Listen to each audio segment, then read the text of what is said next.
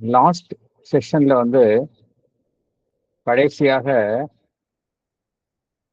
என்ன வரிகளை பார்த்தோம் என்றால்,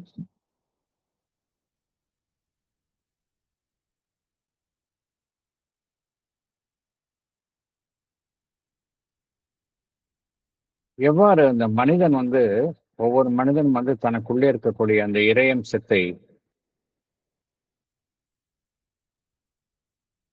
கண்டுணரும் செயலில் எவ்வாறு அவன் படிப்படியாக தன்னுடைய மனித இயல்பிலிருந்து அந்த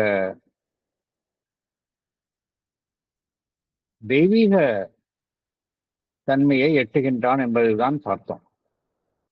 கடைசியாக என்ன வரிகளை பார்த்தோம் என்றால், பேஜ் 24ல 96, 97 வரிகள். Across our nature's border line, we escape into supernature's arc of living light. அதாவது நம்முடைய உள்முகமான அந்த பயணத்தில் நமக்குள்ளே இருக்கக்கூடிய அந்த இறை சாநித்தியை கண்டறிகின்றோம். அதன் மூலமாக அந்த சாஸ்வத தன்மையை எட்டுகின்றோம். மனித இயல்பை சார்ந்துள்ள அந்த எல்லைகளை கடக்கின்றோம். எல்லைகளை கடந்து என்ன நடைபெறுகின்றது என்றால், எது அந்த எப்பொழுதுமே சாஸ்வதமான அந்த தெய்வீக ஒளியாக இருக்கின்றதோ, அந்த சூப்பர் நேச்சர், மனிதனுடைய இயல்பிற்கு அப்பாற்பட்டு இருக்கக்கூடிய அந்த மேல் இயல்பு, அதனுடைய ஒளியில் நாம் வாழ துவங்குகின்றோம் என்கின்ற கருத்தை பார்த்தோம். இந்த அனுபவம் யாருக்கு ஏற்படுகின்றது? அஸ்வபதிக்கு ஏற்படுகின்றது. This now was witnessed in that son of force என்று பகவான் குறிப்பிடுகின்றார். அஸ்வபதிக்கு இந்த அனுபவம் ஏற்படுகின்றது. In him that high transition had laid its base என்று குறிப்பிடுகின்றார். அதாவது ஹை டிரான்சிஷன் என்றால் மனிதனுடைய இயல்பிலிருந்து இந்த அதிமேலான அந்த இயல்பை சென்றடைதல், super nature, passage from human nature to super nature. அதற்கான அடித்தளம் அந்த அஸ்வபதியினுள் தயார் செய்யப்படுகின்றது என்பதை பார்த்தோம். அஸ்வபதி மனித குலத்தினுடைய பிரதிநிதியாக அவரோடு இந்த அனுபவம் அவருக்கு ஏற்படுகின்றது. ஒரு எல்லைக்குட்பட்ட மனதை சார்ந்த உணர்வு நிலையிலிருந்து அதிமானச உணர்வு நிலையினுடைய தளத்தை அவர் எட்டுகின்றார் என்பதையெல்லாம் நம்ம பார்த்தோம். இப்பொழுது நாம் மேற்கொண்டு நாம் செல்லலாம். Page 24, lines 100 to 103. Page 24, 100 to 103. Original and supernal immanence of which is the art, the cosmic worker set his secret hand to turn this frail mud engine to heaven use. பொருளை பார்க்கலாம்.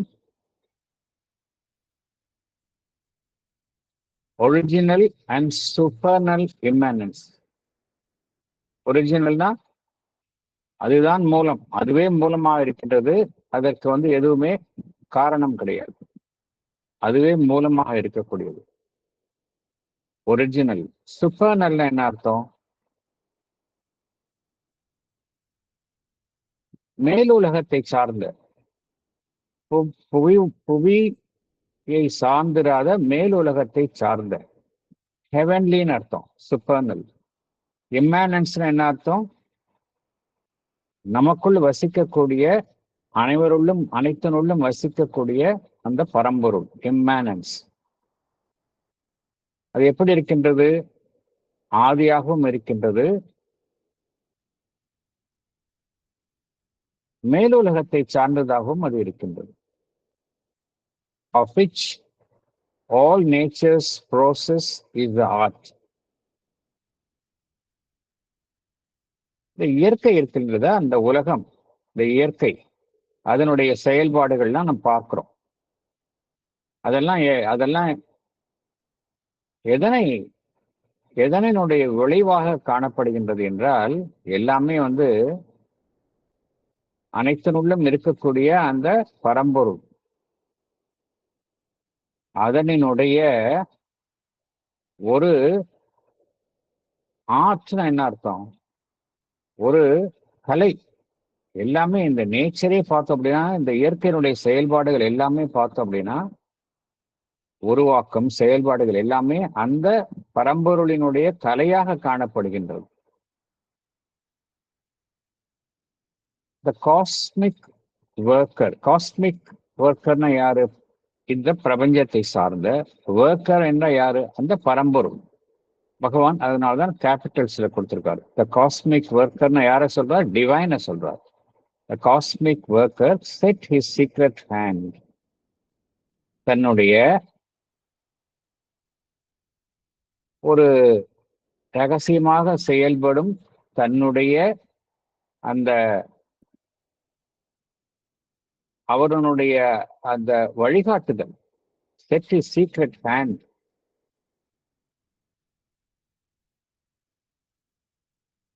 சீக்ரெட் ஹேண்ட்னா என்ன அர்த்தம் அப்படின்னா,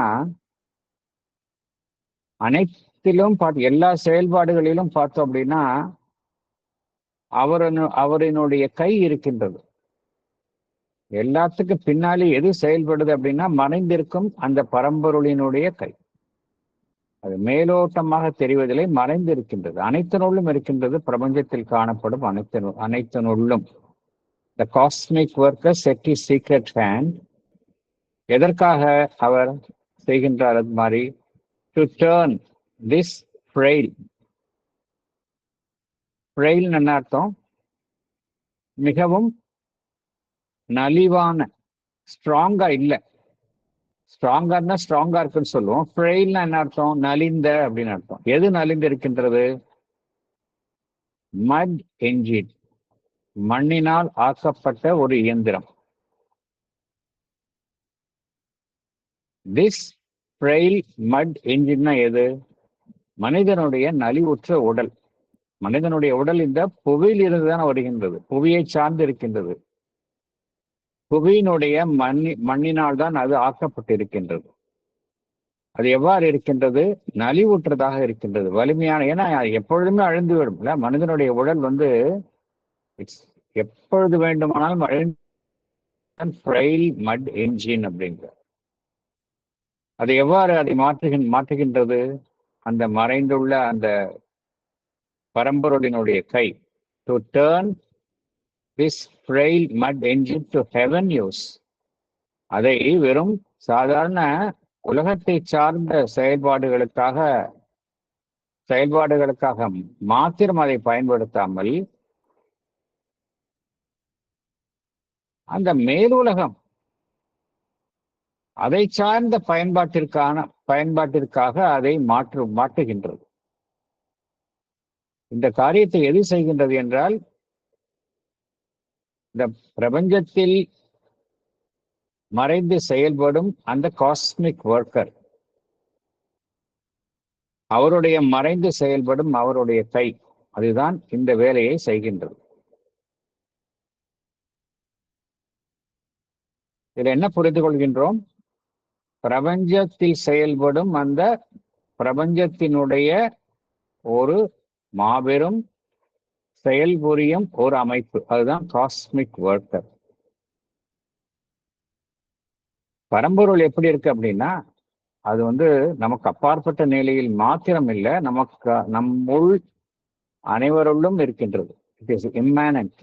உலகத்தில் காணக்கூடிய அனைத்தினுள்ளும் அது இருக்கின்றது. It's immanent. எல்லா வடிவம், எல்லா இயக்கத்தினுள்ளும் அது இருக்கின்றது. அது இருப்பதற்கான காரணம் ஏதாவது இருக்குதா அப்படின்னா கிடையாது. It has no cause. அதனாலதான் நம்ம ஒரிஜினல் அப்படிங்கிறோம். அதை யாரும் அதை ஆரம்பிக்கணும்னு அவசியம் கிடையாது. அதுவே தானாகவே சுயம்புவாக இருப்பது. அனைத்துமே அதனிலிருந்து தான் தோன்றுகின்றன. எல்லாமே அதனுடைய சங்கல்பத்தின் மூலமாகத்தான் தோன்றுகின்றனவே ஒழிய அது எதனாலும் ஏற்படுவதில்லை. அதனால்தான் அதை ஒரிஜினல் என்று பகவான் குறிப்பிடுகின்றார். அதுவும் அது புவி சார்ந்து இல்லை, அது அந்த மேலுலகத்தை சார்ந்த அந்த இறை உலகத்தை சார்ந்ததாக இருக்கின்றது. அதனால்தான் அதை சுப்பர்னல் என்று பகவான் குறிப்பிடுகின்றார். இந்த உலகத்தில் காணக்கூடிய அனைத்தினுள்ளும் அந்த பரம்பொருள் இருக்கின்றது. அது எல்லாத்தினுள்ளும் இருக்குது. இந்த இயற்கையினுடைய செயல்பாடுகள் எல்லாம் அதனுடைய ஒரு கலையாகத்தான் இருக்கின்றது. எல்லாமே பார்த்தோம் அப்படின்னா இயற்கையினுடைய செயல்பாடுகள் எல்லாம் இந்த உலகத்துல அதனுடைய கலையாகத்தான் காணப்படுகின்றன.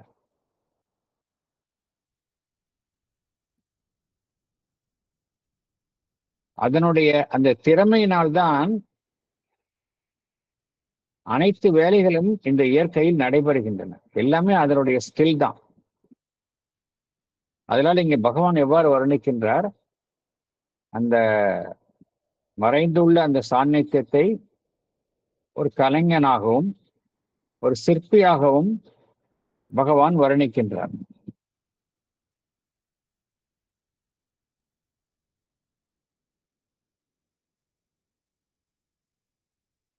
இந்த ஒட்டுமொத்த பிரபஞ்சத்தையும் யார் வடிவமைக்கின்றார்கள் என்றால் அந்த காஸ்மிக் ஒர்க்கர், அந்த டிவைன். அதுதான் ஒட்டுமொத்த பிரபஞ்சத்தையும் வடிவமைக்கின்றது. ஆனால் அது எவ்வாறு செயல்படுகின்றது? அனைவராலும் பார்க்கக்கூடிய வகையில் மேலிருந்து செயல்படுகின்றதா என்றால் இல்லை. அது மறைந்திருந்து செயல்படுகின்றது, சீக்கிரட்டா செயல்படும்.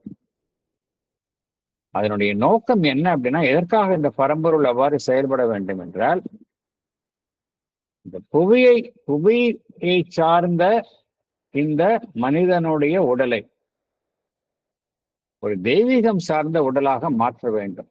அதற்காகத்தான் அந்த பரம்பொருள் இங்கு புவியில் செயல்படுகின்றது. அது எதை தன்னுடைய வேலைக்காக எடுத்துக்கொண்டுள்ளது என்றால், அந்த அஸ்வபதியினுடைய உடலை அதற்காக எடுத்துக்கொண்டுள்ளது.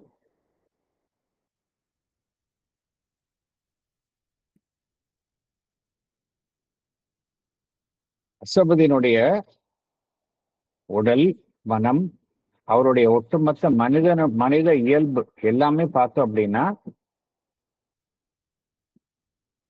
அந்த பரம்பொருளினுடைய கையில் ஒரு கருவிகளாக, உணர்வுள்ள கருவிகளாக மாற்றப்படுகின்றன, மாறிவிடுகின்றன. ஏன்னா ஒன்ஸ் இந்த டிவைன், அந்த பரம்பொருள் நம்முடைய மனதையும் வாழ்வையும் எடுத்துக்கொள்ளும் போது என்ன நடைபெறுகின்றது என்றால், நம்மளுடைய உடலும் மனமும் வாழ்வும் அந்த தெய்வீக அம்சத்துடன் பொருத்தப்படுகின்றன. பொருத்தப்பட்டு நாம் அந்த தெய்வீகத்தினுடைய ஒரு உணர்வுள்ள கருவியாக நாம் மாற்றப்படுகின்றோம். இதே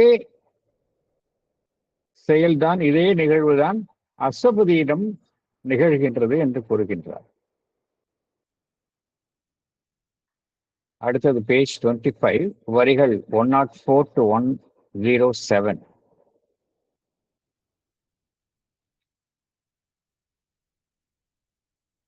இந்த நம்முடைய இயல்பை அந்த பரம்பொருளினுடைய இயல்பாக மாற்றுவது அப்படிங்கிற ப்ராசஸை நம்ம பார்க்கிறோம். இது நம்ம எப்படி சாத்தியம் அப்படிங்கிற ஒரு கேள்வி வரும். இதெல்லாம் எல்லாருக்கும் சாத்தியமா, மனிதனுக்கு சாத்தியமா அப்படிங்கிற கேள்வி வரும். ஏன்னா அந்த பூரண யோகத்தினுடைய நோக்கமே என்ன அப்படின்னா, ஹியூமன் நேச்சரை டிவைன் நேச்சரா மாத்துறது. டிரான்ஸ்ஃபர்மேஷன் ஆஃப் ஹியூமன் நேச்சர் தான் பூரண யோகத்தினுடைய இலக்கு. அந்த ப்ராசஸை தான் இங்க பகவான் இங்க குறிப்பிடுகின்றார். இது எப்படி சாத்தியம்? மனிதனால சாத்தியமா? அப்படி என்றால் இதற்கு அண்ணன் என்ன கோருகின்றார்கள், நீங்க ரொம்ப இதுக்கெல்லாம் ரொம்ப ஸ்ட்ரெயின் பண்ணிக்காதீங்க.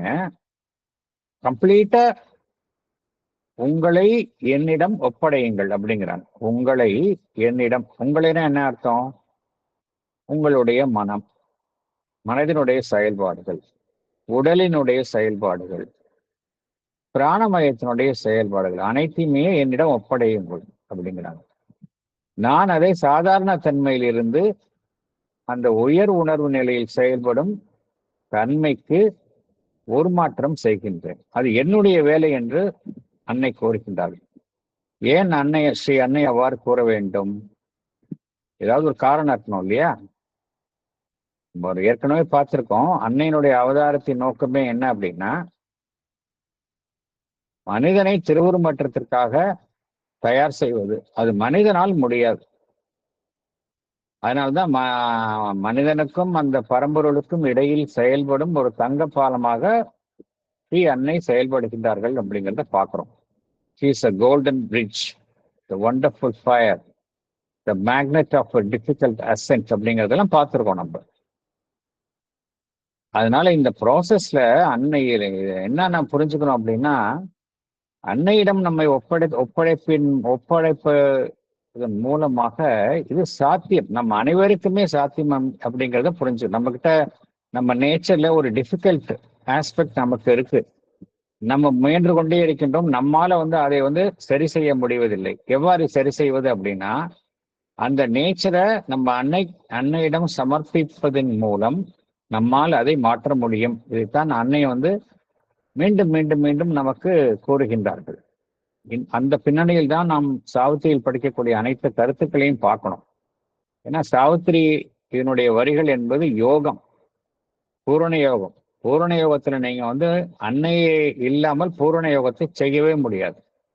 ஸோ எல்லா நிலைகளிலும் நம்ம அன்னையுடன் நம்ம இணைத்து பார்த்தால்தான் நமக்கு இதோடைய ரெலவன்ஸ் புரியும். அதர்வைஸ் நம்ம சாவித்திரி வரிகளாகத்தான் பார்ப்போம், நம்ம வாழ்க்கையோட பொறுத்து பார்க்க முடியாது. அடுத்தது பேஜ் 25, வரிகள் 104 to 107.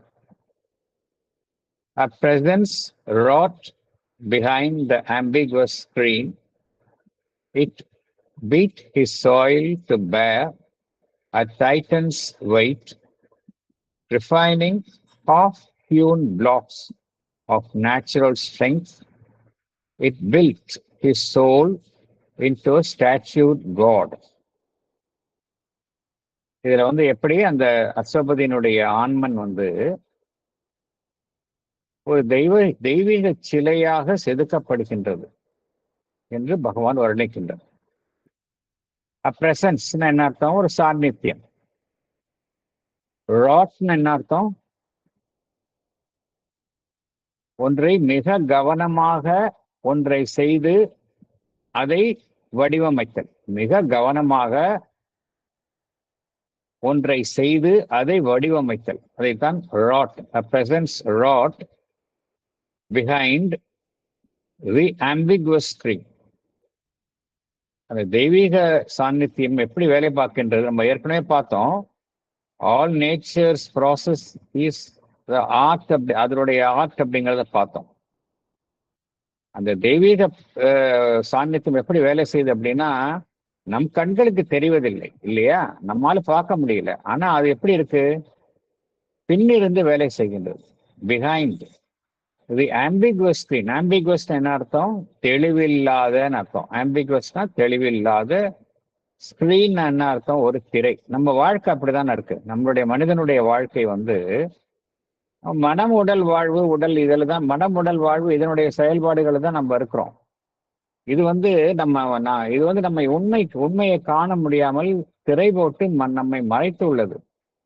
அதனாலதான் நம்மளுடைய வாழ்வு பார்த்தோம் அப்படின்னா ஆம்பிகுவஸா இருக்கு. நம்மளால சர்டனா எதையுமே கிளாரிட்டியோட எதுவுமே சொல்ல முடியாது. மனிதனுடைய வாழ்வு அவ்வாறு தான் அமைந்திருக்கின்றது. ஆனால் அவ்வாறு இருந்தாலும் அதற்கு பின் இருந்து எது செயல்படுகின்றது? அந்த தெய்வீக சாநித்தியம், பிரசன்ஸ். டி பகவான் கேபிட்டல்ஸ்ல கொடுத்திருக்காரு. அது என்ன செய்கின்றது? It beat his soil to bear a titan's weight. அது it beat his soil. It beat his soil என்ன அர்த்தம் அப்படின்னா, அந்த மனிதனுடைய அந்த material, human body, human body எப்படி இருக்கு அப்படின்னா இந்த புவியை சார்ந்ததாக இருக்கின்றது இல்லையா? மனிதனுடைய உடல் எல்லாமே வந்து இந்த மெட்டீரியல் வந்து எர்த்லி மெட்டீரியலா இருக்கு. புவியை சார்ந்து இருக்கக்கூடிய விஷயம் வந்து எப்படி வந்து ஒரு மேலுலகத்தை சார்ந்த ஒரு சக்தியை வந்து தாங்கிக் கொள்ள முடியும்? ஏற்கனவே பார்த்தோம், பிரெயில் அப்படிங்கிறத பார்த்தோம். பிரெயில் அப்படிங்கிற வார்த்தையை யூஸ் பண்ணியிருந்தாரு பகவான். ஒரு புவியை சார்ந்துள்ள ஒரு பொருளினால் ஆக்கப்பட்டுள்ள ஒரு மனிதனுடைய உடல் அமைப்பு எல்லாம் வந்து இந்த மேலுலகை சார்ந்த ஒரு சக்தியை எவ்வாறு தாங்க முடியும்? அதற்காக என்ன செய்கின்றது? அந்த பொருளை அது வந்து நன்றாக அது வந்து பட்டை தீட்டுகின்றது. எப்படி வந்து ஒரு கொல்லன் பட்டறையில அடித்து ஒன்றை செதுக்கி செம்மைப்படுத்துகின்றானோ அதே போல என்ன செய்கின்றது? அந்த பிரசன்ஸ், அந்த தெய்வீக சாநித்தியம், இட் பிட் ஹிஸ் சாயில். அசுபதியினுடைய இந்த புவியை சார்ந்துள்ள அவருடைய அந்த பொருள், அவருடைய அம்சத்தினுடைய பொருளை என்ன செய்கின்றது? அது நன்றாக செம்மைப்படுத்துகின்றது. It beat his soil. எதற்காக செம்மைப்படுத்துகின்றது? To bear a titan's weight. Titans என்ன அர்த்தம்? ஒரு மனித இயல்பிற்கு மிகவும் அப்பாற்பட்ட ஒரு உயர் நிலையில் மாபெரும் சக்தியை கொண்ட ஒரு அமைப்பு, அதான் டைட்டன் அர்த்தம். ராட்சச அமைப்பு. ராட்சச அமைப்புன்னு எதை சொல்லுகின்றார்னா நெகட்டிவா சொல்லல, தெய்வீக சக்தியை சொல்றார். மனிதனுடைய சக்தியை வந்து கம்பேர் பண்ணும்பொழுது அந்த டிவைன் பவர் வந்து இட் இஸ் ஃபார் கிரேட்டர். அதை வந்து ஒரு மனிதனுடைய உடல் உடல் ஜீவன் தாங்கணும் அப்படின்னா அதை வந்து செதுக்கணும், அதை செம்மைப்படுத்தணும். அதைத்தான் இது செய்கின்றது. அந்த தெய்வீக சாநித்தியம் அதைத்தான் அஷ்டபதியினுள் செய்கின்றது. It beat his soil to bear a titan's weight. Refining. Refining என்ன அர்த்தம்? செம்மைப்படுத்துதல். ரிஃபைன் பண்றோம்ல, அப்படியே ஒரு விஷயத்தை அப்படியே ரிஃபைன் பண்ணிட்டே வந்து நல்லா ஒரு துலக்கி கொண்டே இருக்கின்றோம். துலக்குதல் தான் ரிஃபைன். ரிஃபைனிங் என்ன அர்த்தம்? டியூன்னா வந்து ஒரு கல் வந்து ஷேப்லெஸ்ஸா இருக்கு, அதை என்ன செய்யறோம்? ஒளியால அப்படியே செதுக்கி செதுக்கி செதுக்கி ஒரு அழகான வடிவத்துல வைக்கிறோம். அதான் டியூனிங்னு பேர். அது எப்படி இருக்கு? அந்த அந்த அந்த சாதாரண மனிதனுடைய அமைப்புல எல்லாமே வந்து அரைகுறையாக இருக்கின்றது, முழுமையாக செதுக்கப்பட்ட நிலையில் இருப்பதில்லை. Refining of hewn blocks of natural strength. நம்முடைய வலிமை எப்படி இருக்கு? எல்லாமே வந்து அரைகுறையாக வடிவத்தில் உள்ள ஒரு பிளாக்ஸ். என்ன அர்த்தம்? அந்த ஒரு சின்ன சின்ன அமைப்புகள், கல்லிலான அமைப்புகள். ஒரு இதை வந்து எப்படி நம்ம கம்பேர் எப்படின்னா ஒரு ஒரு ஒரு குவாரி, ஒரு குவாரியில வந்து நம்ம கல் வெட்டி எடுக்கிறோம். ஒரு கிரானைட் குவாரியில வந்து கல் வெட்டி எடுக்கும் போது எப்படி இருக்கும்? அந்த ஸ்டோன்ஸ் எல்லாம் எப்படி இருக்கும்? அந்த ஸ்டோன்ஸ் எல்லாம் ஃபுல்லா வந்து ஒரே ஷேப்ல இருக்காது, எல்லாம் ஒண்ணு அரைகுறையா இருக்கும், ஒன்னு நல்லா ஒண்ணு பெருசா இருக்கும், இப்படிதான் இருக்கும். அதை எடுத்து என்ன செய்யறோம்? அதை நம்ம மெஷின்ல சரியான முறையில் அமைக்கிறோம். அமைத்து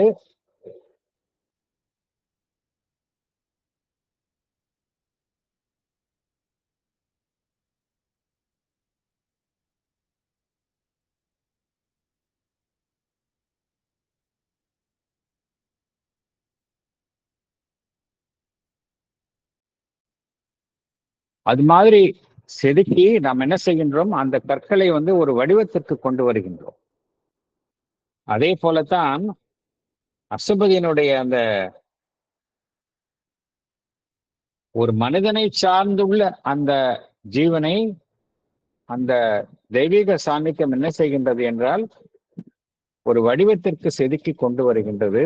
அப்பொழுதுதான் அந்த இறை சக்தியை அவருள் இரக்கம் கொள்ள செய்ய முடியும். Refining half-hewn blocks of natural strength. அவ்வாறு செய்து என்ன செய்கின்றது? இறுதியாக எதை உருவாக்குகின்றது? It built his soul into a statued God. அவருடைய இட் பில்ட், இட்னா இது அந்த பிரசன்ஸ், தெய்வீக சாநித்தியம், பில்ட் ஹிஸ் சோல், அவருடைய ஆன்மனை எதுவாக அது உருவாக்குகின்றது? ஒரு தெய்வீக சிலையாக அது உருவாக்குகின்றது. ஸ்டாச்சுட் காட்.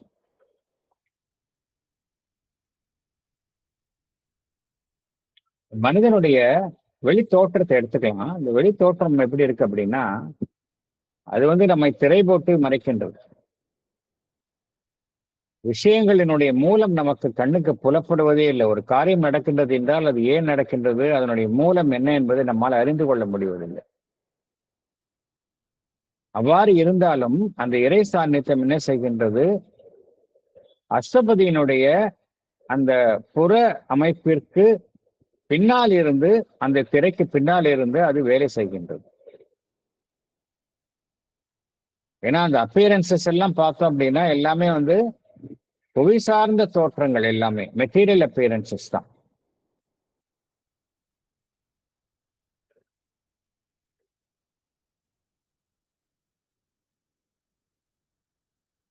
வெளிப்புற தோற்றங்களுக்கு பின்னிருந்து மறைவாக அந்த இறை சாநித்தியம் அசோபதியினிடம், அசோபதியினுடைய ஜீவனில் பின்னிருந்து அது இயங்குகின்றது, வேலை செய்கின்றது.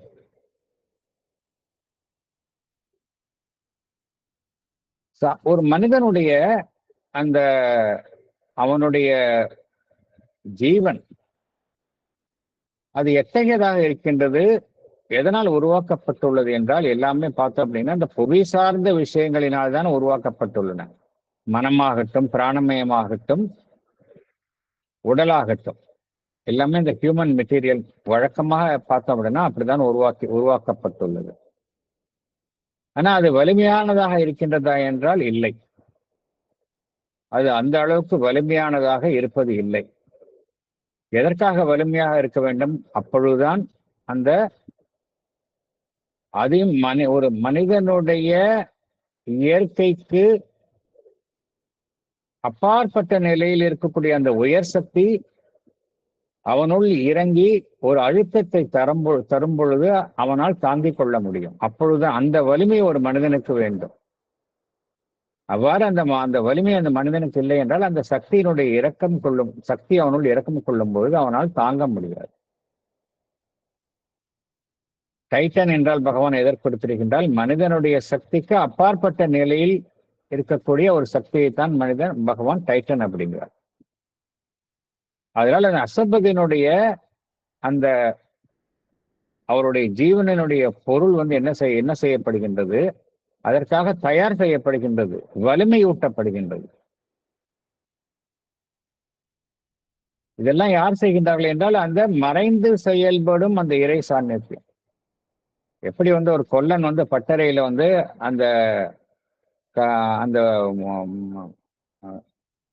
எப்படி அந்த ஒரு இரும்பை காய்ச்சின இரும்பை அடித்து அடித்து அதை ஒரு உருவத்திற்கு கொண்டு வருகின்றானோ, அதே போலத்தான் அசபதியினுடைய ஜீவனினுடைய அந்த அமைப்பையும் அந்த பரம்பொருள் என்ன செய்கின்றது? ஒரு வடிவத்திற்கு கொண்டு வருகின்றது. கொண்டு அதற்கு வலிமையூட்டுகின்றது. எப்படி ஒரு ஒரு ஒரு ஒரு குவாரி, ஒரு குவாரின்னு சொல்லுவோம். நம்ம குவாரியில தான் நம்ம கல்லை எடுத்து நம்ம என்ன செய்யறோம், அதை அப்படியே எடுத்து தோண்டி அதை செதுக்கி அதை பாலிஷ் பண்ணி ஃபைனலா நம்ம வீட்டுல யூஸ் பண்றப்ப பாலிஷ்டு கிரானைட்டை நம்ம வீட்டுல யூஸ் பண்றோம். அதே போலத்தான் அசபதியினுடைய அந்த ஜீவனினுடைய அமைப்பும் அந்த பரம்பரையினால் செம்மைப்படுத்தப்படுகின்றது. இதனால இந்த அசபதியினுடைய சாதாரண மனித இயல்பு அந்த தெய்வாம்சம் பொருந்திய இயல்பாக அது திருவுருமாற்றம் அடைகின்றது. இறுதியில் என்ன நடைபெறுகின்றது என்றால் அசபதியினுடைய ஆன்மன் ஒரு தெய்வத்தினுடைய தெய்வத்தினுடைய ஒரு சிலையாக அது வடிவமைக்கப்படுகின்றது.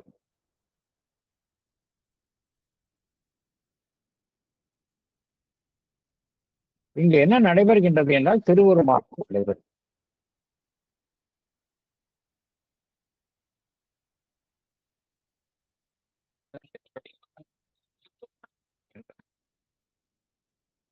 அந்த இறைசாநியத்தை நம் இறைசாநியத்தை உணர ஆரம்பிக்கின்றோம்.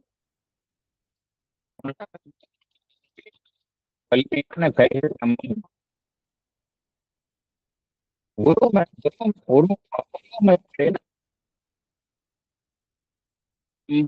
இயல்பில் இருக்கக்கூடிய அந்த தெய்வாம்சம் பொருந்திய விஷயத்தை அது வெளிப்படுத்துகின்றது, வெளிக்கொணர்கின்றது. நம்முடைய இயல்பு வந்து திருவுருமாற்றம் அடைகின்றது. சாதாரண மனித இயல்பு வந்து திருவுருமாற்றம் அடைகின்றது. தெய்வாம்சம் பொருந்திய நிலையை எட்டுகின்றது, திருவுருமாற்றம் அடைகின்றது. இதுல நம்மளுடைய நேச்சர் எப்படி இருக்கு அப்படின்னா, ஒரு சாதாரண பண்படுத்தப்படாத ஒரு சாதாரண பொருளாக இருப்பது பண்படுத்தப்பட்ட நிலையில் அது தூய்மைப்படுத்தப்படுகின்றது. இந்த ஒரு நிகழ்வைத்தான் பகவான் இங்கு விளக்குகின்றார். இந்த ப்ராசஸ் ஆஃப் டிரான்ஸ்ஃபர்மேஷன். இது எல்லாமே பார்த்தோம் அப்படின்னா பூரண யோகத்துடன் சம்பந்தப்பட்ட விஷயங்கள் தான் எல்லாமே. இது எல்லாமே பூரண யோகத்துடன் சம்பந்தப்பட்ட விஷயங்கள் தான் எல்லாமே. இதுல நம்ம பார்த்தோம், மனிதனுடைய இயல்பு வந்து ரொம்ப நலிவுற்றதாக இருக்கின்றது. அதை வலிமையூட்ட வேண்டும் என்று நாம் பார்க்கிறோம். என்ன காரணம் என்றால், நம்மளுடைய ஆதாரங்கள் வலிமையாக இல்லாவிட்டால் இந்த யோக சாதனையில் ஈடுபடும் பொழுது என்ன நடைபெறும் என்றால், அவர்களால் சமநிலையை வந்து பராமரிக்க முடியாது. ஆதாரம் வந்து வலிமையாக இருப்பவர்களுக்கு தான் அந்த யோக சாதனையை வந்து சரியான முறையில் செய்ய முடியும்.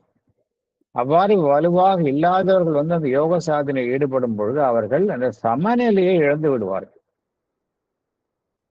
இதை வந்து ஆசிரமத்தில் உள்ள நிறைய பேர் அவருடைய சில பேர் வந்து சரியான முறையில பகவானினுடைய அன்னையினுடைய அந்த அந்த அந்த வழிகாட்டுதல் அது சரியான முறையில் அவங்க பின்பற்றல. அவங்க அட்வைஸ் வந்து கேட்காதனால சில பேருக்கு வந்து அந்த லாஸ்ட் பேலன்ஸ். அதே போல நிறைய பேர் வந்து ஆசிரமத்தில் சேர்வதற்காக அன்னையிடமும் பகவானிடம் கேட்டார்கள். கேட்கும் பொழுதெல்லாம் அவர்கள் எல்லாருக்குமே வந்து கேட்பவர்களுக்கு எல்லாரையும் அவர்கள் அனுமதிக்கவே இல்லை. யார் கேட்டாலும் அவங்களுடைய டீட்டெயில்ஸை வாங்கிக்கிட்டு அவர்களை வந்து ஒரு அவர்களுடைய நுண்ணறிவின் மூலமாக பகவானும் அன்னையும் தொடர்பு கொண்டு அவர்களுடைய புகைப்படத்தை பார்த்தோ இல்லை வேறு விதமான தொடர்பின் மூலமாகவோ அவர்களுடைய தன்மையை அவர்களுடைய ஞான திருஷ்டியினால் பார்த்து அவர்களுடைய ஆதாரங்கள் வலிமையானதாக இருக்கின்றதா யோக சாதனை செய்வதற்கு என்று அறிந்த பின்னர் தான் அவர்களை அனுமதித்தார்கள். ஆதாரம் வந்து வலுவாக இல்லாதவர்களுக்கு இப்பொழுது நீங்கள் சரியான முறை இப்பொழுது நீங்கள் அதற்கு தயாராக இல்லை, அந்த நிலையை நீங்கள் அடைந்த பின்பு நாங்கள் அழைக்கின்றோம், நீங்கள் வாருங்கள் என்றுதான் கூறினார். அதனால என்ன புரிந்து கொள்ளணும் அப்படின்னா, ஈவன் யோக சாதனையை செய்து அந்த இறையம்சத்தை ஒருவர் தன்னுள் அடைய வேண்டும் என்றால் நம்பர் 1 வந்து அவருடைய ஆதாரம் வந்து வலிமையானதாக இருக்கணும். ஆதாரம்னா அவருடைய பிராணமயம் வந்து வலிமையானதாக இருக்கணும், தூய்மையானதாக இருக்கணும். இறைசக்தி வந்து நம்முள் இறங்கி வேலை செய்யும் பொழுது அதை வந்து நம்முடைய சுயநலத்திற்காகவோ நம்முடைய அந்த ஈகோவை வந்து பெரிதுபடுத்துவதற்காகவோ நாம் பயன்படுத்தி கொண்டால் அது வந்து நம்மளுடைய பயணம் வந்து தாறுமாறாக மாறிவிடும். அதனால்தான் வந்து இங்க என்ன வேணும் அப்படின்னா, பியூரிட்டி ஆஃப் கான்சியஸ்னஸ் வேணும். பியூரிட்டி ரொம்ப ரொம்ப முக்கியம். பியூரிட்டின்னா என்ன அர்த்தம் அப்படின்னா, எந்த விதமான ஒரு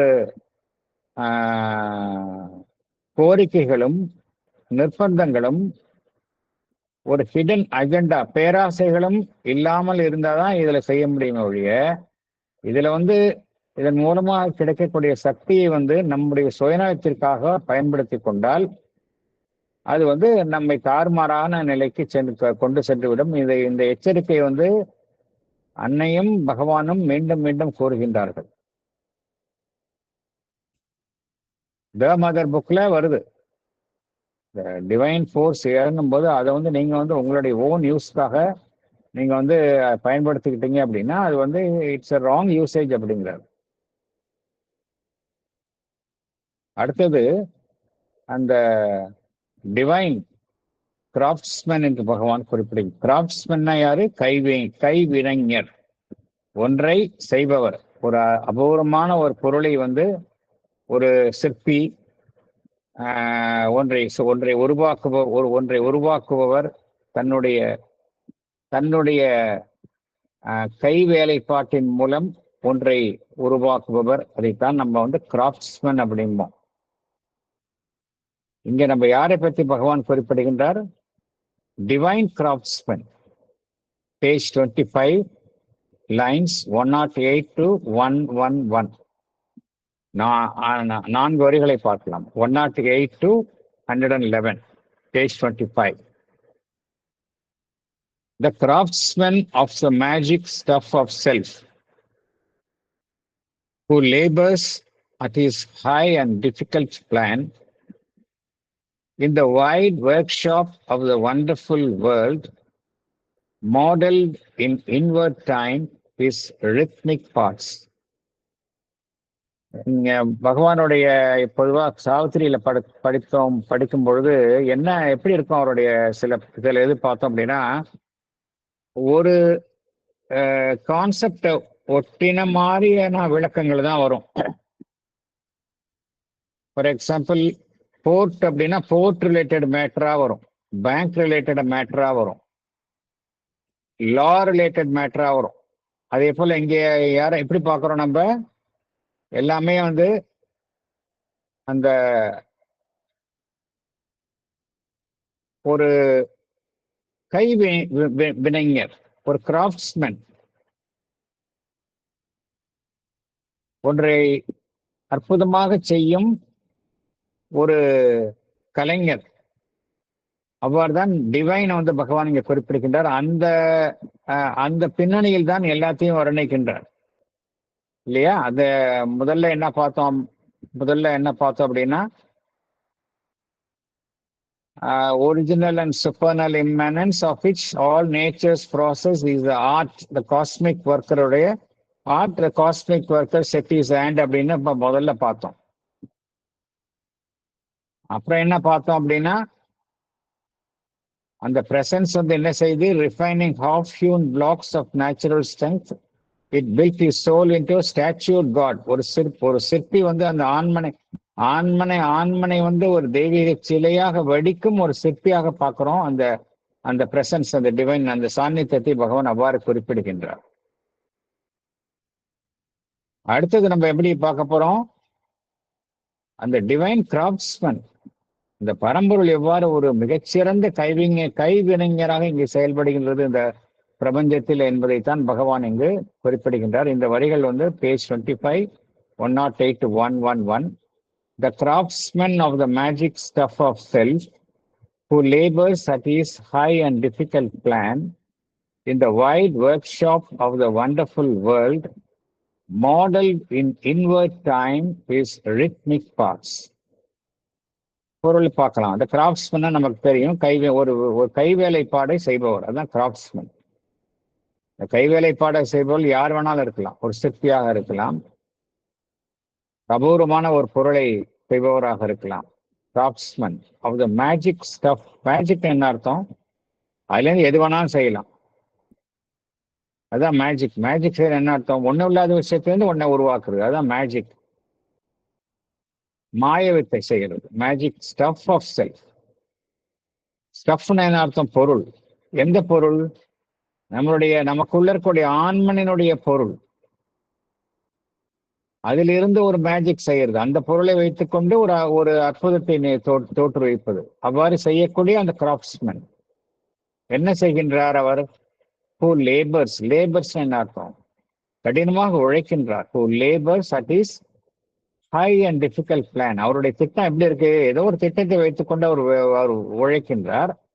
அவருடைய திட்டம் உயர்வானதாகவும் இருக்கின்றது, கடினமானதாகவும் இருக்கின்றது. அதை செயல்படுத்துவதற்காக அவர் கடினமாக உழைக்கின்றார்.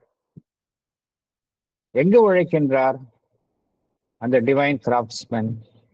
இன் the wide workshop of the wonderful world. இந்த உலகமே பார்த்தோம் அப்படின்னா எப்படி அவருடைய ஒரு தொழிற்பற்றையாகத்தான் இருக்கின்றது. எங்கும் பறந்து விரிந்த ஒரு தொழில் பற்றையாகத்தான் இந்த உலகம் அவருக்கு இருக்கின்றது. இந்த இந்த wide workshop of the wonderful world, ஆச்சரியப்படும் வகையில் இருக்கக்கூடிய இந்த உலகம். அங்க என்ன செய்கின்றார் அவர்? அந்த கிராஃப்ட்ஸ்மேன் என்ன செய்கின்றார்? Modelled in inward time his rhythmic parts. எதை வடிவமைக்கின்றார்? எதற்கான வடிவத்தை அவர் அமைக்கின்றார்? மாடல் என்ன அர்த்தம்? ஒன்றை உருவாக்குவது. எந்த ஒரு பரிமாணத்தில் அவர் உருவாக்குகின்றார்? இப்ப நம்ம எப்படி வேலை செய்யறோம்? நம்ம வந்து இந்த குறிப்பிட்ட நேரத்துல ஒரு வேலையை செய்யறோம். இந்த நேரம் என்பது நமக்கு வெளியில இருக்கு. இந்த காலத்திற்கு உட்பட்ட நிலையில் நம்ம வேலை செய்யறோம். புறத்தில் இருக்கின்றது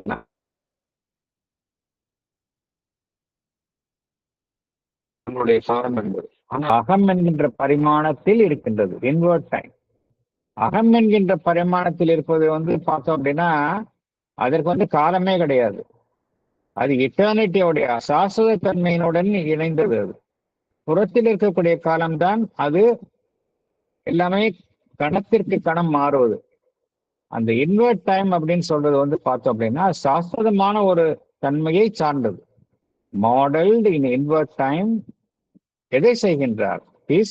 அவருடைய ரித்மிக் பார்ட்ஸ் எல்லாமே தெய்வாம்சம் பொருந்திய அந்த பகுதிகளை அவர் உருவாக்குகின்றார். அதெல்லாம் எப்படி இருக்கின்றன? எல்லாமே ஒன்றுடன் ஒன்று இசைவுடன் இருக்கின்றன, ஒரு லயத்துடன் இருக்கின்றன, முரண்பட்டு இருப்பதில்லை. முரண்பட்டு இருப்பதெல்லாம் மனிதன் தான் உருவாக்குகின்றான். மனிதன் வந்து ஒரு பொருளை உருவாக்கும் பொழுது நம்ம என்ன செய்கின்றோம்? சில சமயம் நம்மளுடைய உருவாக்குதல் வந்து சரியாக அமைவது இல்லை. ஒன்றுடன் ஒன்று இசைவில்லாமல் இருக்கின்றது, முரண்பாடுகளை கொண்ட அமைப்புகளாகத்தான் இருக்கின்றது. ஆனால் பரம்பொருள் ஒன்றை உருவாக்கும் பொழுது அங்க முரண்பாடுகளே காணப்படாது. எல்லாமே வந்து ஒன்றுடன் ஒன்று பொருந்தி இசைவுடன் காணப்படும். இதுதான் அதுக்கு இதுதான் இந்த பொருள் தான் இங்க குறிப்பிடுகின்றார். இதனுடைய ஆழமான பொருள் என்ன அப்படின்னா,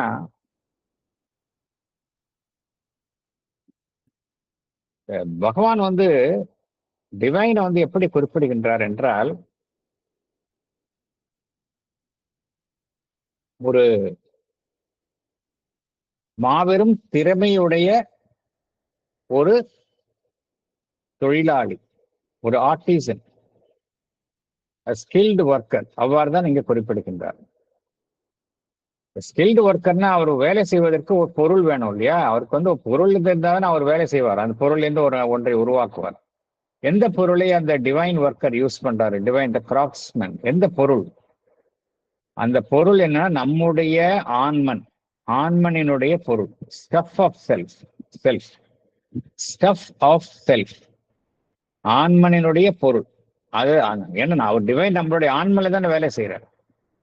சோ ஆன்மனினுடைய பொருள். இந்த ஆன்மனினுடைய பொருள் வந்து எப்படி இருக்கு? ஏன் பகவான் மேஜிக் ஸ்டஃப்னு சொல்றாரு? அத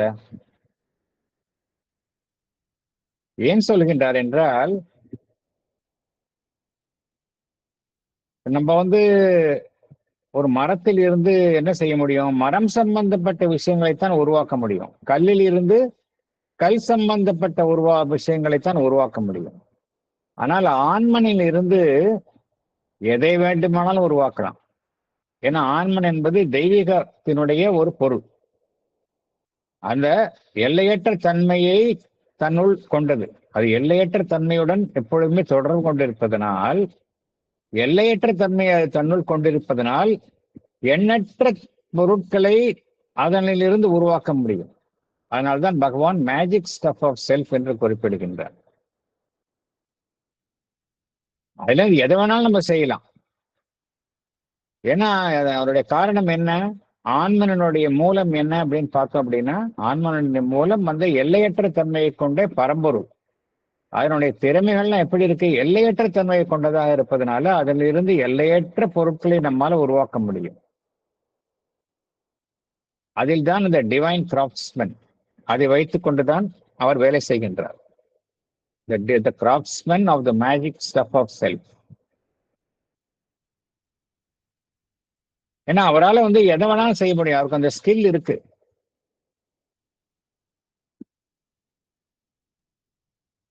அவருடைய திட்டம் எப்படி இருக்கு அப்படின்னா ஒரு உயர்வானதா இருக்கு. ஏன்னா டிவைன் இல்லையா, மனிதன் தான் வந்து ரொம்ப சாதாரண ஒரு திட்டங்களை வைத்துக்கொண்டு செயல்படுவான். எளிய விஷயங்களை தான் மனிதன் சாதிக்க விரும்புவான். பரம்பொருள் எப்படி இருக்கும், உயர்வான திட்டங்களை, சாதிக்க முடியாத விஷயங்களையும் சாதிக்க நினைக்கும். ஸோ ஹை அண்ட் டிஃபிகல்ட் என்று பகவான் குறிப்பிடுகின்றார். திட்டம்லாம் எப்படி இருக்கு, ஹை அண்ட் டிஃபிகல்ட். அவருடைய வேலை செய்யும் களம் எது இருக்கு, இந்த அதிசயத்தக்க ரீதியில் இருக்கக்கூடிய இந்த உலகம்தான் வந்து அவருடைய தொழில் பற்றையாக இருக்கின்றது. Workshop of the wonderful world அப்படிங்கிறார். இது என்ன செய்யறார் அவர் பகவான், எதற்காக இந்த தொழில் பற்றையில் அவர் செய்யணும்?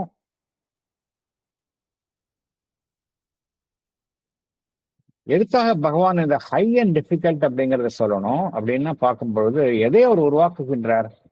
அல்டிமேட்டா இங்க எய்ம் என்ன அப்படின்னா மனிதனை வந்து நேச்சர் ஒரு அதிமானச நிலைக்கு மனிதனை உயர்த்துவது. அதன் மூலமாக என்ன செய்ய வேண்டும், நீங்க ஒரு புதிய சிருஷ்டியை உருவாக்க வேண்டும்.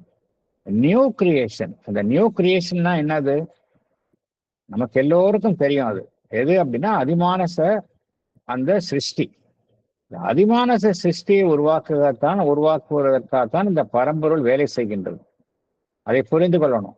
எல்லாமே நம்ம அந்த அந்த பின்னணியில் தான் பார்க்கணும்.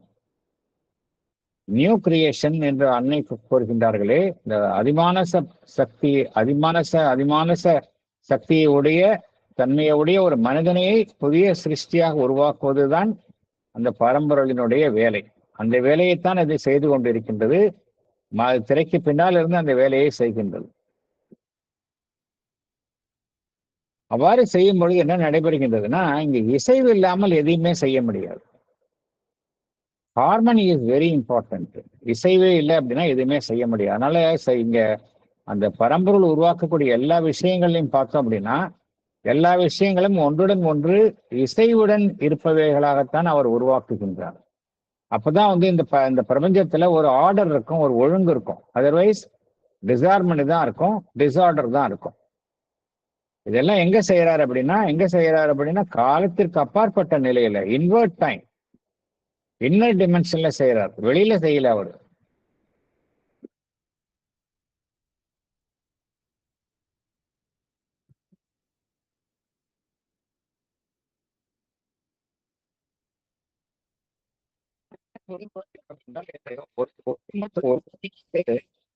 இந்த பரம்பரையினுடைய ஒரு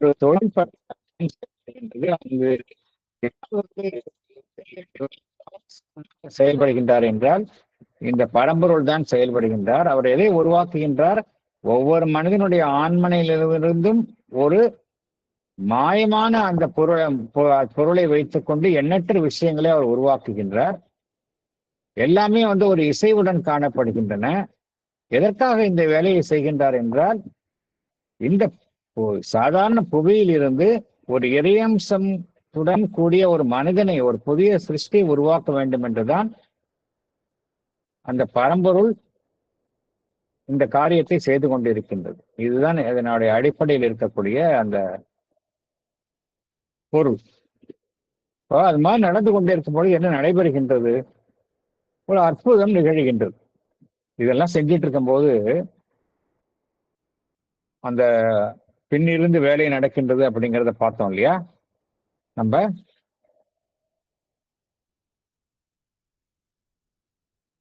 முதல்லயே பார்த்தோம் நம்ம.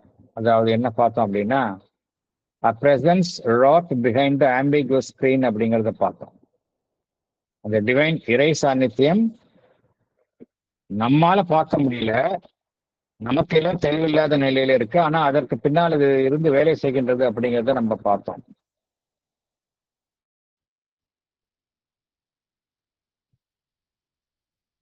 இதற்கெல்லாம் வந்து கூட்டவனுடைய ஓவியங்களையும் நம்ம இங்க போடுறோம், அதையும் பார்த்துக்கலாம் நீங்க. அவ்வாறு செய்யும்பொழுது என்ன நடைபெறுகின்றது என்றால் ஒரு அற்புதம் நிகழ்கின்றது. யாரும் எதிர்பாராத வண்ணம்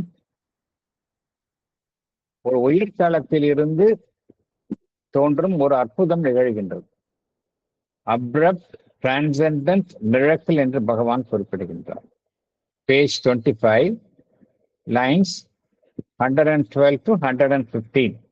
பேஜ் 25, lines 112 to 115. 4 வரிகளை பார்க்கலாம். Then came the abrupt transcendent miracle. The masked immaculate grandeur could outline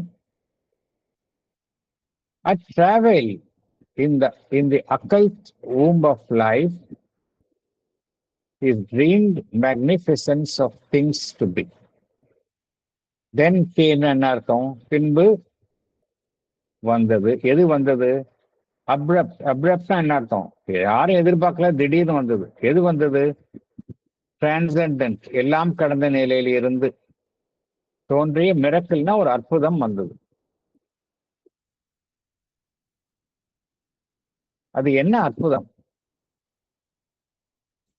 the mask immaculate. The mask என்ன அர்த்தம்? நம்மால பார்க்க முடியல, ஒரு தன்னை மறைத்து கொண்டு. த மாஸ்க் இம்மாக்குலேட் என்ன அர்த்தம்? பரிசுத்தமான அர்த்தம். அந்த இடத்துல எந்த விதமான ஒரு அசுத்தத்தையும் பார்க்க முடியாது. பரிசுத்தமானது, immaculate. The mask immaculate grandeur. Grandeur என்ன அர்த்தம்? ஒரு மகோன்னதம், ஒரு மகோன்னதமான விஷயத்தை தான் கிராண்டியர் அப்படிங்கிறோம். அவ்வளவு அழகு, மாபெரும் உன்னதமான விஷயம். த mask immaculate grandeur good outline. Outline என்ன அர்த்தம்? ஒன்றினுடைய வடிவத்தை நமக்கு காட்டுகின்றது, உருவாக்குகின்றது.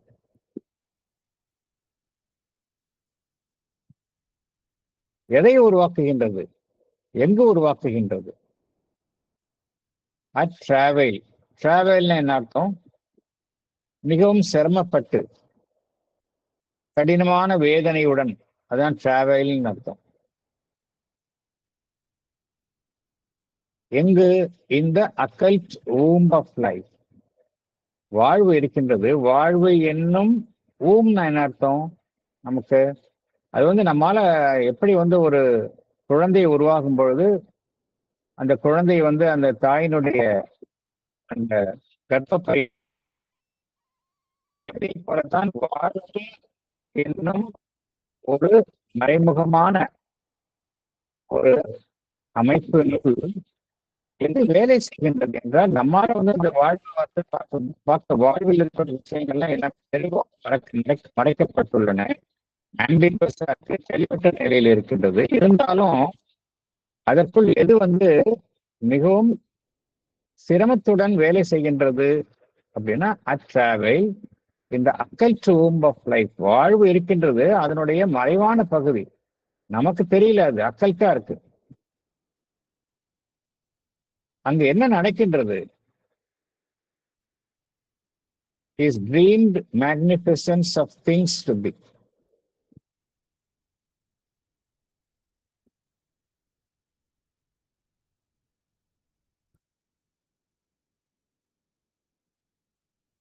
இந்த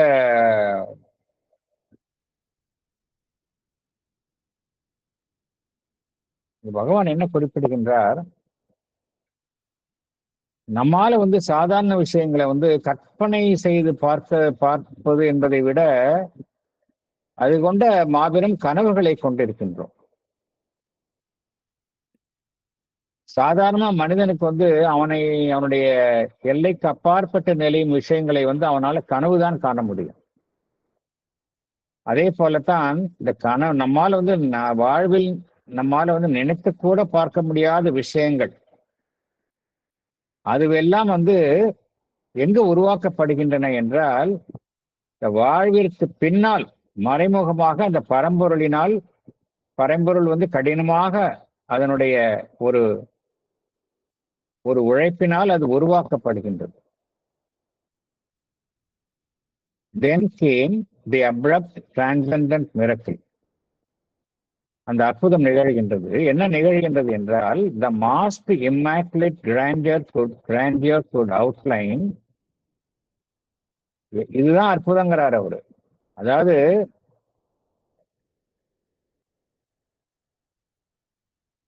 தன்னை மறைத்திருக்கும் அந்த பரிசுத்தமான அந்த மகோன்னதமான அந்த பரம்பொருள் என்ன செய்கின்றது?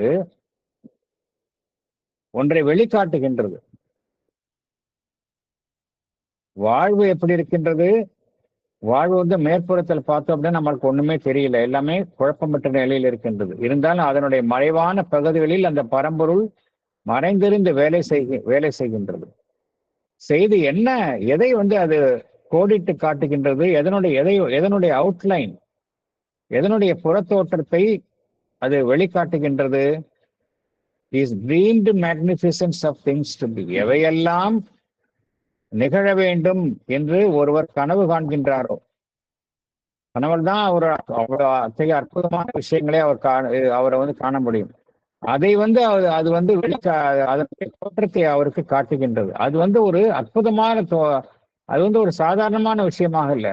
எல்லாமே வந்து மேல் தளத்தில் இருந்து தோன்றக்கூடிய ஒரு அற்புதமாக அவைகள் எல்லாம் வெளிப்படுகின்றன. இதில் என்ன பகவான் கூறுகின்றார் என்றால், எல்லாமே வந்து இந்த உலகத்துல வந்து பின்னால வேலை நடந்து கொண்டே இருக்கின்றது. நமக்கு தெரியாது, எல்லாமே பின்னால வேலை நடந்து கொண்டு இருக்கின்றது, நமக்கு தெரியாது. பின்னால வந்து எது வேலை செய்து கொண்டிருக்கின்றது? அந்த பரம்பொருள் வேலை செய்து கொண்டிருக்கின்றது. அதனால் என்ன ஏற்படுகின்றது என்றால், நாமே எதிர்பாராத வண்ணம் அற்புதங்கள் தோன்றுகின்றன. அற்புதங்கள் தோன்றும் பொழுதுதான் நமக்கு வந்து தெரியும். அதர்வைஸ் நம்ம அது குறித்த ஒரு அறியாமையில் தான் இருக்கின்றோம். அது எப்பொழுது வந்து அந்த அற்புதங்கள் தோன்றுகின்றன என்றால், எப்பொழுது நாம் தயாராக இருக்கின்றோமோ அதை ஏற்றுக்கொள்வதற்கு, அப்பொழுது அந்த அற்புதங்கள் தங்களை வெளிப்படுத்துகின்றன. இந்த கருத்தை தான் பகவான் சொல்கின்றார். இப்போ வந்து பார்த்தோம் அப்படின்னா, அதிமான சிருஷ்டி தோன்றும் புவியில் என்று பகவான் சாவித்திரியிலும் கூறியுள்ளார், அன்னையும் கூறியுள்ளார். அது எப்பொழுது தோன்றும் என்றால், எல்லாம் பின்னாடி வேலை நடந்து கொண்டிருக்கின்றது. திடீரென்று தோன்றும். எப்படி வந்து முட்டையிலிருந்து அந்த கோழி குஞ்சு திடீரென்று வெளிவருமோ அதே போல அற்புதமாகத்தான் எல்லாமே வெளிவரும். ஆனால் பின்னால வந்து மறைவுல வந்து வேலை நடந்து கொண்டே இருக்கும். அதுக்கு சரியான தருணம் வந்தால் அந்த அற்புதங்கள் தங்களை வெளிப்படுத்தும். இந்த வேலையை யார் செய்கின்றார்கள் என்றால், இந்த மறைந்திருக்கும் அந்த பரம்பொருள் தான் செய்கின்றது.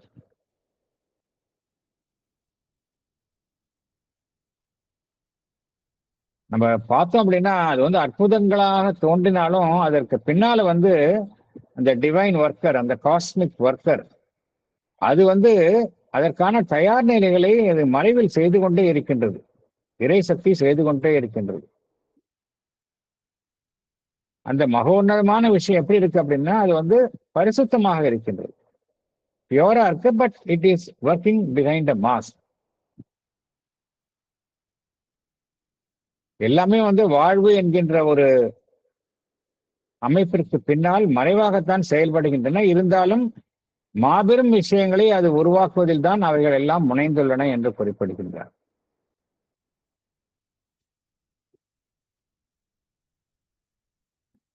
அந்த பரம்பொருள் என்ன செய்கின்றது? அந்த அஸ்வபதிக்குள்ள வந்து எவையெல்லாம் மகோன்னதமான விஷயங்கள் அவரின் மூலம் தோன்ற போகின்றனவோ அதனுடைய ஒரு அவுட்லைன் என்ன அர்த்தம்? ஒரு மேலோட்டமான ஒரு தோற்றம், அதை அவருக்கு காட்டுகின்றது. அதை பகவான் எவ்வாறு வர்ணிக்கின்றார்? His dreamed magnificence of things to be அப்படிங்கிறார்.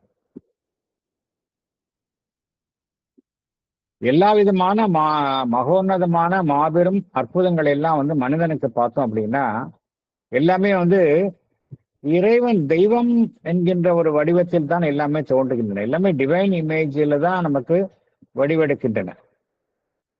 எல்லாமே வந்து நமக்குள்ளே வந்து தயார் செய்யப்படுகின்றன. நீண்ட நாள் தயார் செய்யப்பட்டு பின்புதான் எல்லாமே வந்து ஒரு நாளைக்கு அற்புதம் போல எல்லாமே தோன்றுகின்றன. அவ்வாறு தோன்றினாலும் அதற்கு பின்னால் நீண்ட நாள உழைப்பு இருக்கின்றது, செயல்பாடு இருக்கின்றது. அது நமக்கு தெரிவது இல்லை. எல்லாமே சர்ஃபேஸ்ல தெரியாது, விசிபிளா இருக்காது. சடன்லி அந்த சரியான தருணம் வந்த பிறகு அந்த அற்புதம் தன்னை வெளிப்படுத்தும். அப்ப என்ன ஆகும்னா நம்மளுடைய அகமும் புறமும் எல்லாமே ஒன்றிணைந்து செயல்படும். இந்த கருத்தை தான் பகவான் இங்கு குறிப்பிடுகின்றார். நாம் இதுவரைக்கும் பார்த்த வரிகளை நம்ம ஒரு முறை பார்த்துவிட்டு இந்த செஷனை முடித்துக் கொள்ளலாம். மேற்கொண்டு நம்ம அடுத்த செஷன்ல இருந்து நம்ம பார்க்கலாம். இப்ப இன்னைக்கு பார்த்த வரிகளை நாம் ஒரு முறை படிக்கின்றேன்.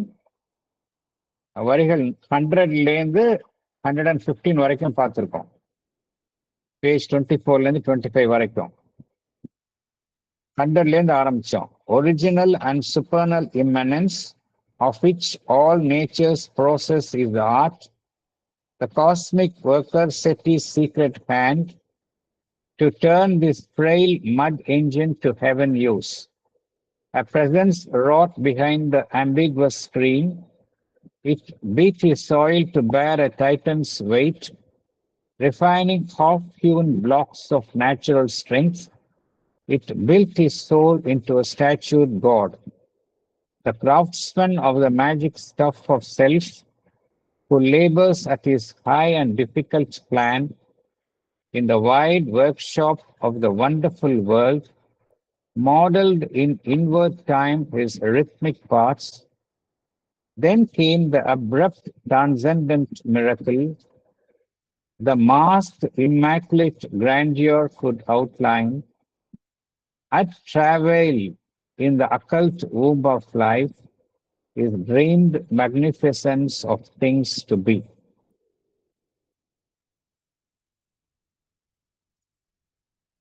So, வரி 116லேருந்து அடுத்த செஷன்ல பார்ப்போம்.